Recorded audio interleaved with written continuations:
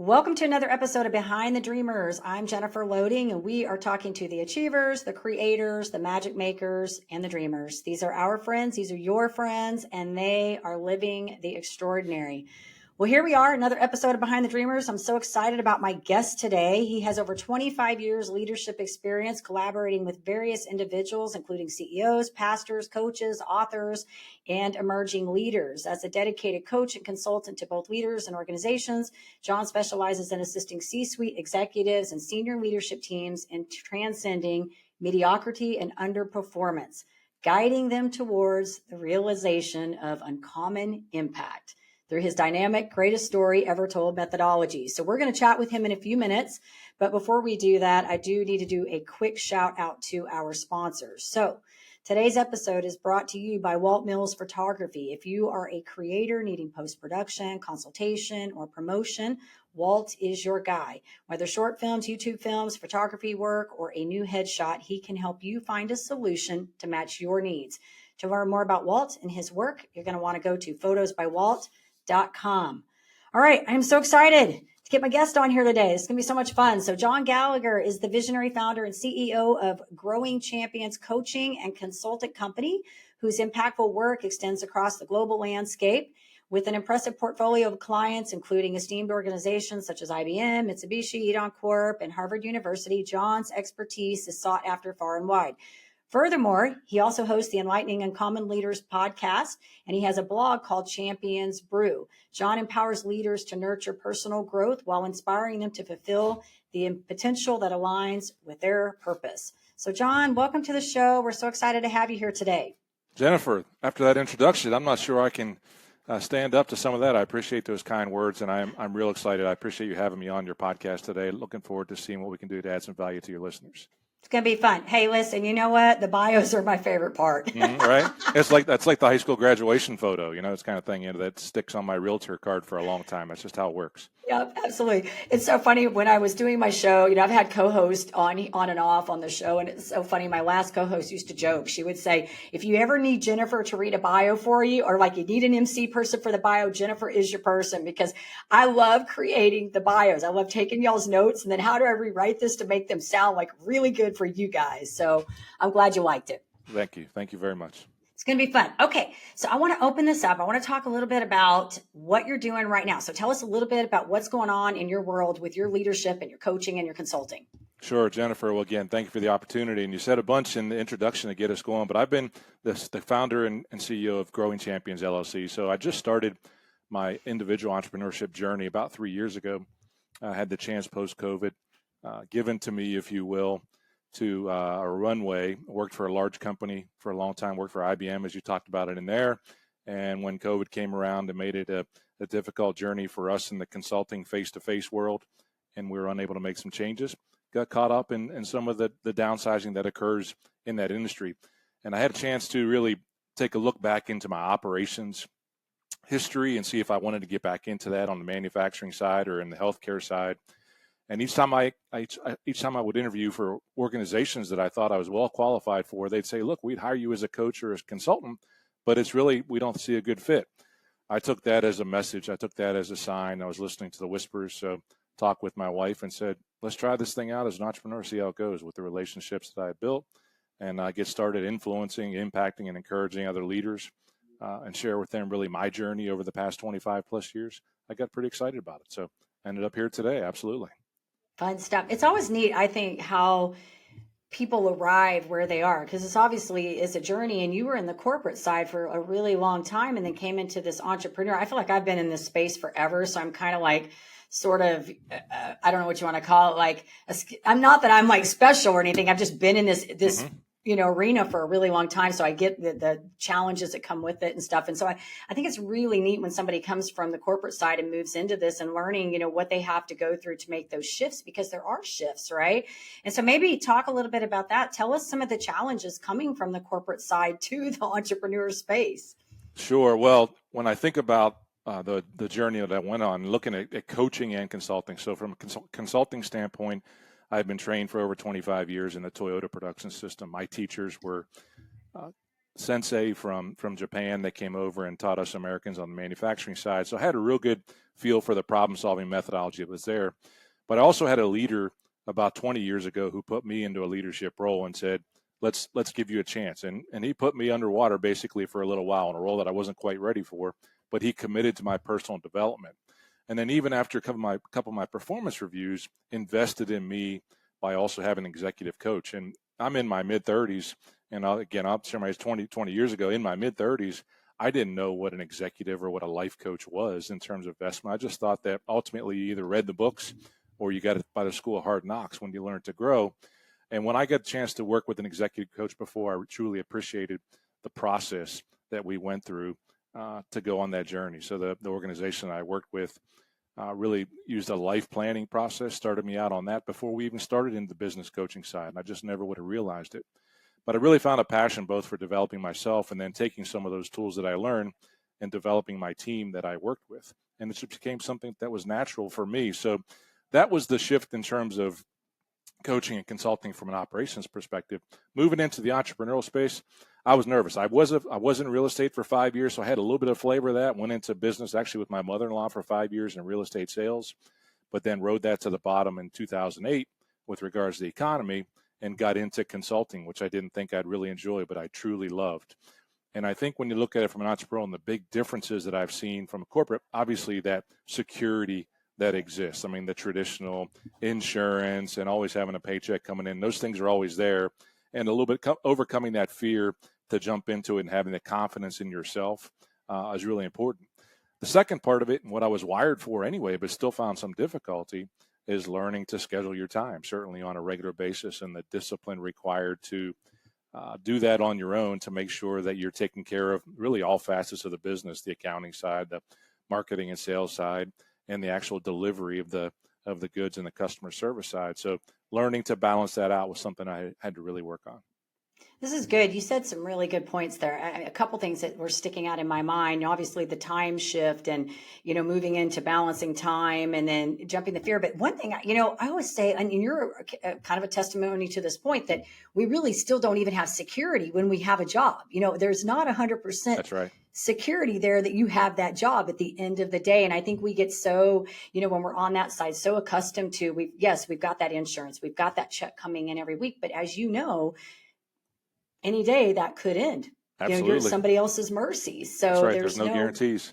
Yeah. So I think it's great that you see that. And I think what's also really neat about your situation, and I think that, coming back, the power of having a mentor. And, it's one of the things like, I went into the network marketing space with Mary Kay. I was with them for 22 years and I'd never had a coach prior to that time other than when I played some sports, that kind of thing. So I really never understood the value of having mentors and personal development. And it was really interesting because having come from that space, I'd been in there for 17 years before I really understood how important that had become in my life. You know what I mean? And so I tell people a lot of the skills I learned came after that first 17 years because I thought this was just the way it is. You get a mentor and this is what you do and this is how it is. And so then I got out, when I was trying to form my LLC and I started networking and engaging with people that were outside of that space. I didn't realize how many people didn't have mentors and didn't understand how important they are.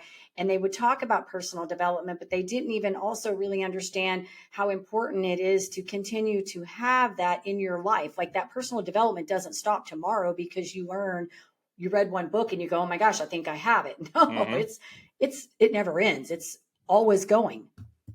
Jennifer, when you talk your way through that, again, that mentor of mine, really not knowing how to spell leadership in my early 20s and having that specific mentor sit down with me and give me a book for the first time, but not just give me the book to read, but he walked through it chapter by chapter with me. It's been the most influential book in my life, The 21 Irrefutable Laws of Leadership.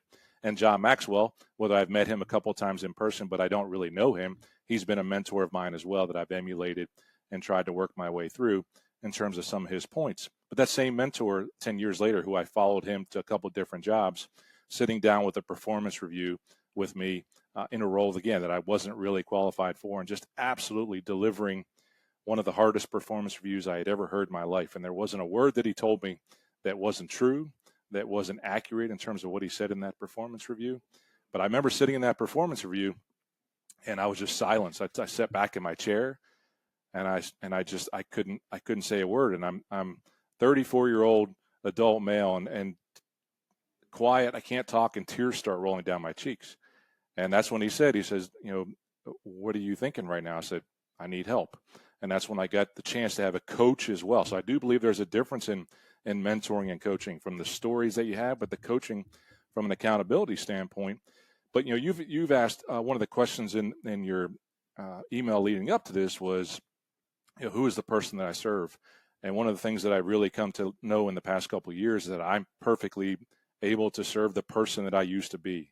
So I was the one sitting in that chair getting that performance review. That's the person that I want to help, who needs that help, who doesn't know, to your point, what a coach is, what an executive coach is, or what a mentor can be. And I also want to be that person who is giving that candid feedback to the other individual out of love, and sharing with that individual and helping them grow as an individual to go forward. So there's so much in what you sent. I can't underestimate the power of a mentor, somebody to add value into your life. I've got a men's group that I have, in terms of, there are 5 of us inside of a group that hold each other accountable. You have mentors, you have coaches, even in different areas of life. I have a spiritual coach, if you will, my pastor. I've had a trainer who's helped me on the fitness and my fitness and health journey. All those different things, in all those areas, we need a coach. We need a mentor to guide us where we probably wouldn't take ourselves on our own. Yeah. And it's good that you were kind of differentiating, saying, like mentor and coach are different, because I also think like consulting and coaching is different too, right? Like, and a lot of times you probably come across this too, that when people approach you, sometimes they get those confused, and they think that, as the coach, you're going to tell them everything to do. And I'm like, no, we need to get that cleared up, because they're not the same thing. The consultant gives you steps to take. The coach helps you decide what steps to take. And those are your steps, and your decision. And so they're very, very different. And the best consultants, I believe, are good coaches as well. But to your point, they are different. A consultant tends to tell more. A coach tends to ask a lot more questions. And frankly, at times, will frustrate the individual more, but it'll get them there to a point that they'll be able to live that. If you're a good coach, I mean, good coaches, even in sports, good coaches will help folks win, but great coaches will really help change people's lives, and that makes a big difference. Absolutely. And it doesn't say that consultants can't be that. Right. Consultants can be that to individuals as well. Yeah, it's funny that you say that, because I had a mentor when I was at Mary Kay, and we have, Mary Kay, they have different levels. And so this mentor was in the top 1% of the company. They're what they call national sales directors. And so anyways, I remember she would always talk about how when we would ask a question, she would never answer the question. She would turn around and say, what would you do about that? And I remember thinking, when I want you to backpedal this, to when I was in the beginning stages as a leader. I came in as I'd been in probably, this was early 2000s. I'd been in for a few years, and I just moved into this leadership position where I was managing a team. And I'm like, I'm calling you to get the answer. I don't want you to turn this around and ask me what would I do. That's why I'm asking you. Now, if you fast forward, I absolutely understand the power in that now, but I can tell you, in the moment when you're in that growing space and you're looking for those answers, right? And you're thinking, I just want the answer, but there's I think the answer comes in the search. It comes in the, in the thinking and processing and putting yourself in those shoes. And it's really, that's how I feel leadership is developed. And thank you for mentioning John Maxwell, because we talked about this. I've read that book. He's one of my favorite mentors. I mentioned him several times in my program. And when I'm coaching clients, I'm always telling them his books those are the go-tos. I have others, but he is my go-to when I say you need to read his books. So thank you for bringing that up. Sure. No, I think, again, I love having this conversation with regards to coaches and mentors, because even you mentioned in the books, different than coaching and consulting, right? The book has the flavor of, for me, as I was maturing, as I was growing as a leader, I'd see the title of a book. I'm like, that's it. There it is. That's the solution that I'm looking for right there. And I'd read it. I'm like, well, that's not really it. Yeah, it's still not there yet. So I still have to go out and practice this. I still have to go out and do that on my own. So putting those disciplines in place and going through transformation journey as an individual is so important. And that's what I love about the coaching side of what I do with regards to inspiring, encouraging, and equipping folks with the tools that they need to grow and get better. Yeah. So tell us a little bit about this methodology, because I was looking at your stuff and looking at everything you got going on. So maybe fill us in a little bit on that. Sure. Well, the methodology that I use, For lack of a better term, it's an overlap between the consulting Toyota production system methodology and a personal development journey. But it's the 7 steps or the 7 Ds that an individual organization can go to transform. I had gone back and listened to a couple of your podcasts and listened to your closing where you said, to live extraordinary, you must start, and every start begins with a decision. And that's absolutely how it has to start in this case as well, is that there's got to be, in the step here, that you've got to make a decision that you're sick and tired of being sick and tired. And sometimes when I think about it from a Growing Champions, I don't consider myself a turnaround consultant, but it's an organization that's just not quite getting what they're capable of getting. They are capable of so much more. And so sometimes it's simply, if you will, a healthy discontent for the status quo. Okay, I want to continuously improve on my journey, but I need a process to get there. So these 7 steps, the decision, and then you set up a dashboard. I always talk about what you measure, you can control, and what you don't measure, you just accept. And so you've got to get the score. Where are you today, and where do you want to be? And then it goes through the stages of diagnose, looking for the waste in our process, design a solution, and then ultimately putting the disciplines in place on a daily basis that will get you there. The last step in that journey really is to dwell or reflect. What am I doing well, and what could be going better? Because once I know where I've improved, then I've got to do it all over again. That's the 7th step, is to do it again. You got to go back to the beginning and say, okay, how much better do I want to get now on this journey? Because it's really not being satisfied with where you are. Yeah, I like that. I like that you have a system, and and I think that's so important because you probably find so many people when they're looking, like you mentioned the book early on, you're going to the book and you're thinking the solution's in there. And we do that, right? We're like, this is going to be it. And I always say this, I say people are always looking for a widget, a hack. They're looking for some kind of solution to be the fix. And then they go through and they realize, no, because it's complex. It's not a complicated thing. It's not like putting a computer together or putting a puzzle together. It's a complex thing that we're working on, which is the human condition, right? It's people and our skills and I had a guest on that I recorded last week was talking about soft skills. That's what this stuff is, right? It's the soft skills stuff, and it's not something that you can just sit down and read a book one time and go, that's the answer to it, right? You have to put it into practice. And I think that's what's so great about leadership is that leadership can be taught. It can be learned over time. It's not something that you can just say, open a book tomorrow, you're going to be a great leader. Naturally we say there are people that are natural born leaders, but I think leadership is really cultivated over time when you are put in those situations where you have to do it. So I like that you sort of have a system for us people who need kind of, give us some steps to look at here. And yes, thank you for listening to the ending because everything does start with a decision. I firmly believe that. Mm-hmm. Yes. Well, I think about that too. And you mentioned that system because the book, okay, or it's some event that they go to. It's a seminar. It's a Tony Robbins event. And not against Tony Robbins, but the event. One of my favorite John Maxwell quotes. We tend to overestimate the event and underestimate the process. And that's where the winning starts to occur is in that process. I talk about that right inside that step. The hardest one is putting the disciplines in place that you need to. Motivation will only get you so far. Okay. You can be motivated to get something going, but motivation doesn't get you up in the morning at 6:30 to make sure that you get your reading discipline done and you get your sales calls completed and you get those activities done so that you can do some of the other things that you have to go forward. So putting the system, not just a system of transformation, but systems to make sure you get your daily habits that have to be done, weekly habits, monthly habits to be successful is so important. Yeah. And I tell people too, when they get focused on the habits day in, day out, stop worrying about the results. I mean, yeah, we have to have goals. We have to have plans. We have to have things to achieve. But I think when you get focused on the process of doing, I almost make a little bit of a test out of it and tell people like, do it for like kind of like a science experiment, like do something to see. And if it means you're trying to prove me wrong, then do it, because I feel like when you get more committed to the process of those habits, whatever it is, that small change you're trying to make and get really consistent about doing that over a period of time, then when you start seeing those results, that's the icing on the cake, right? Like, because Absolutely. we get so focused on that end result. And when it doesn't happen quickly, we lose sight of doing the discipline. Mm-hmm. I'll share a story with you. It goes right along with that. It's my own personal transformation journey. So it was January 11th, 2017 when I walked into the gym, made a choice, walked into the gym, said, I need to get a trainer. I need to get a coach. Just like I did in business 20 years before that, I needed to get a coach to help me out.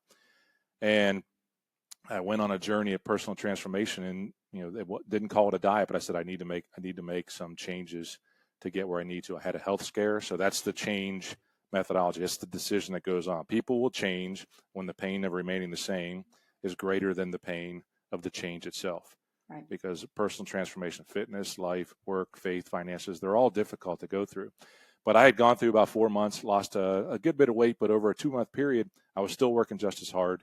And I had plateaued on my weight loss. And I went to my trainer. I said, what is going on? And she said, well, okay, let's talk about it. What are you eating? And I started to walk out. She's like, she just laughed at me. I just remember it. I remember the sound of her laugh like it was yesterday.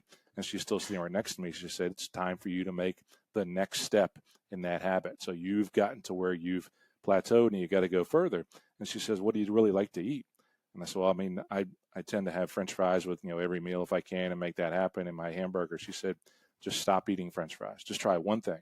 Start something small. And she said, you don't have to do it every day of the week too. Just stop eating French fries 3 days a week. So it was a habit that I get to try something small that you can start out. If it's reading, don't try to read a book in a week. Just try to read 5 pages a day and become a reader as you go forward. So setting those small habits that allow you to develop the system you need, and then you can continuously grow. Ultimately, one of the things I talk about, it's a hashtag I use, is stop eating French fries. So what are those French fries in your daily habits, finances, your faith, or your career that are holding you back from being more successful than you are today? Yeah, I like your trainer, by the way. Mm-hmm. She had that she was figured a hoot. out. She and I are several hundred miles apart now, but I still stay in touch with her in terms of letting her know whenever I think of her and see some posts like, yeah, your trainer. She was miserable, which made her perfect. So it was good. Yeah.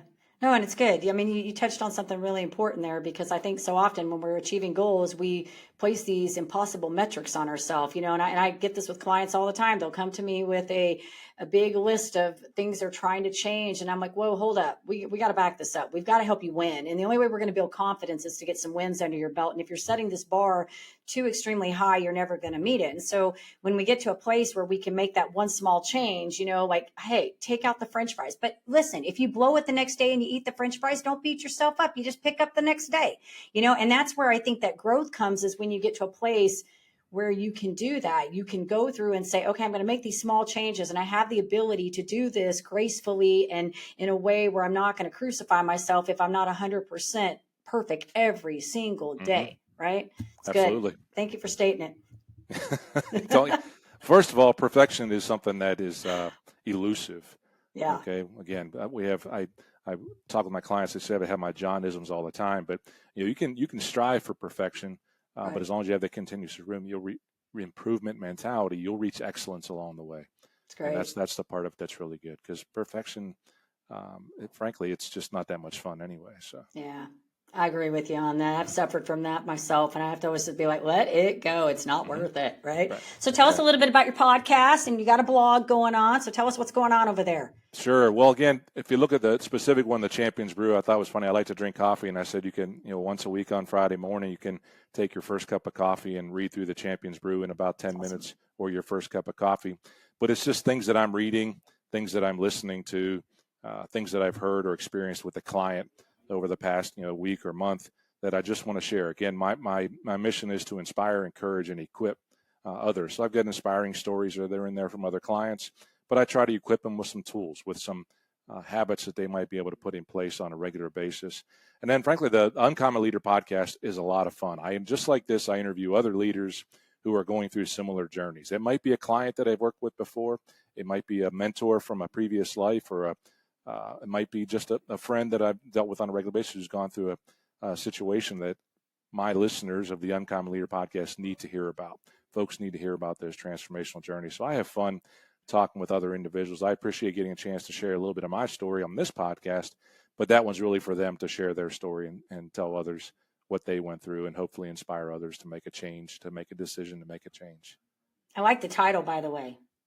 Oh, thank you. It's fun. It was, it was probably off another book, Tony Dungy's daily devotional that I read, Uncommon Life. And I was talking to my mentor one day, and we just started saying, what are we going to call it? What are we going to call it? we said, why don't we just call it the Uncommon Leader? I'm like, okay, let's call it the Uncommon Leader Podcast. Absolutely. I mean, ultimately, you've touched on these, and frankly, we know that all these books that are up on the shelf, they really come down to either Stephen Covey's 7 Habits of Highly Effective People, Think and Grow Rich, or the Bible. One of those 3 are in all these others. They're just rewording those things as you go through. But being uncommon is to do ordinary things in an extraordinary way, to be able to repeat that on a regular basis, and ultimately achieve results you wouldn't be able to have an impact on your home, to have an impact on your organization, to have an impact on your community, whatever that is, ultimately becomes uncommon. Absolutely. Yeah. And I think it's great too. I don't know about you, but, doing the podcast, you're talking about, talking to all these individuals.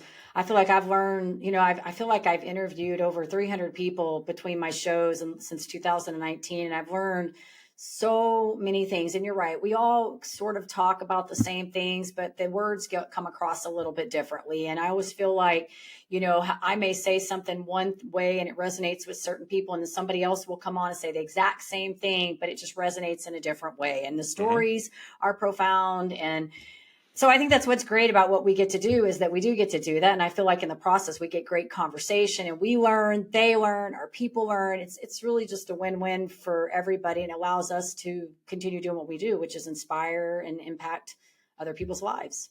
Absolutely. Jennifer, let me commend you for over 300 interviews as you've had those shows. I mean, that in and of itself is an uncommon discipline that you put in place. I mean, all the details and the data behind podcasts, and how most of them, if they get started, never get past the 4th or 5th episode and getting that done. So your rigor, your commitment to having those folks on your podcast, interviewing them, that says a lot. So thank you. You should be commended for that. It's been fun. It's been fun. I enjoy it. I always get excited about the people. I'm like, who are we going to meet this week? What kind of story do we got going down today? So, but to you, I think you're doing a great job too. And I love what you're doing. I love the methodology. I like the system. I like the premise. And I'm, when you talked about Stephen Covey, he's one of my favorite. I talk about him as well. In fact, it's funny. I was on a collaborative, I was on a webinar the other day on LinkedIn, and we were talking about collaborations, and immediately they were going into all these different things about how we work in collaboration. And I immediately came back with, we have to be in a win-win mindset, that we don't have time for tit for tat and keeping score. So if you're going into that, just let it go. It's not going to work, And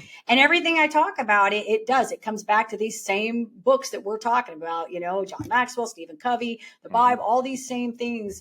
The stories just kind of go in different ways through different books, but the messages are pretty much the same. The principles. Absolutely. Good stuff. All right. So let me ask you I want to ask you one other question before I close this out. You've said a lot of good things, and you probably have already touched upon this, but I want to give you some final words. I want to know what you've learned about yourself in this journey. Wow. I mean, I appreciate that question. It's the first time I've been asked that one on these as well, in terms of learning about myself. So 3 years again in the entrepreneurial space, 5 years of it in real estate for a little while, a little bit of a break, and then got into consulting. And I got to tell you, I never would have expected to enjoy being an entrepreneur and going through that from the standpoint.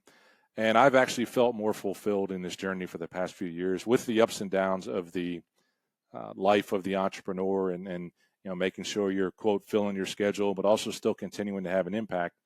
That it's been something that I did not think I would enjoy that much. I still want to continue to grow, and I want to put some of those systems in place that I've helped other organizations put in to grow my business. But I truly appreciate I'll just use the word freedom of being on my own in terms of what that was. I didn't think I would enjoy it as much as I did, and it took a lot of reflection. It certainly took support and encouragement from my spouse and others in my community that said, were giving me the affirmation that I had the ability to succeed. And then those, referrals that I've worked with, that network that I've worked with, to continue, for them to allow me to continue to make an impact at a much smaller scale as an individual versus a company that had 400,000 people behind them. In terms of growth, it's a significant difference, but the impact's been really good. Yeah, I would be with you on that too. I think the freedom and the autonomy, that's probably the best part of being in this space, is that you work on your terms. You can live your life the way you want to live it, and work your business the way you choose to work it. You're not on somebody else's, values. You can set your business according to your own core values. And Yeah, I just agree with you on that. And I'm glad that you're in the right space. So you're getting to do what you want to do. So if our audience wants to get in touch with you, maybe they want to follow the podcast, check out your blog, maybe they want to learn a little bit more about you, where would you like us to send them? Sure, Jennifer, I appreciate you allowing me the opportunity to share this. CoachJohnGallagher.com is the best place to go in terms of my website. It's got a link to the blog. It's got a link to the podcast. And should you want to have a conversation with me, it's also got a link there for a free call where we can set up 30 minutes and see what you may want to do to put a system in place to help you improve as a leader or help your organization transform as well. Very good. All right. Well, this has been fun, John. Appreciate you. I'm glad you were able to come on and share a little bit about what you're doing. And we'll thank Mo for getting us connected.